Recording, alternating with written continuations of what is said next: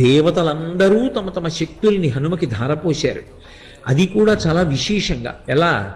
ఏ దేవత యొక్క ఆయుధానికి కూడా హనుమ కట్టుబడరు. ఆయన్ని నిర్జించడం సాధ్యం కాదు. అంతటి మహానుభావుడై, అంతటి బలవంతుడై ఆయన నిలబడితే బ్రహ్మగారు ఆయన్ని కీర్తిస్తూ ఒక మాట అన్నారు. ఇది హనుమత్ తత్వానికి జీవమైనటువంటి మాట. అమిత్రాణం భయకరో మిత్రాణం అభయంకర. అమిత్రులైనటువంటి వారికి ఆయన పరమ భయంకరుడు. అమిత్రులు అంటే మిత్రులు కానివారు. ఎవరికి మిత్రులు కానివారు? ఎవరో నేను ఒకడిని చూపించి వాడికి నేను మిత్రుడండి అంటే సరిపోదు.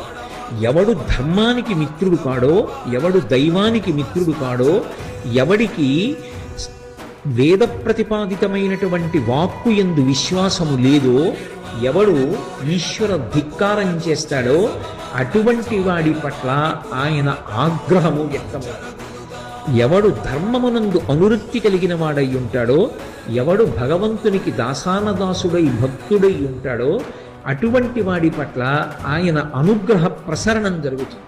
ప్రత్యేకంగా హనుమదుపాసన చెయ్యవలసిన అవసరం లేదు. హనుమని ఉపాసన చేస్తేనే ఆయన అనుగ్రహం కలుగుతుంది అనుకోక్కర్లేదు. ఆయన యొక్క అనుగ్రహ విశేషంలో ఇది ఒక లక్షణం. అందుకని బ్రహ్మగారు ఆ మాట అన్నారు. ఎవడు ధర్మమునందు అనురక్తి కలిగిన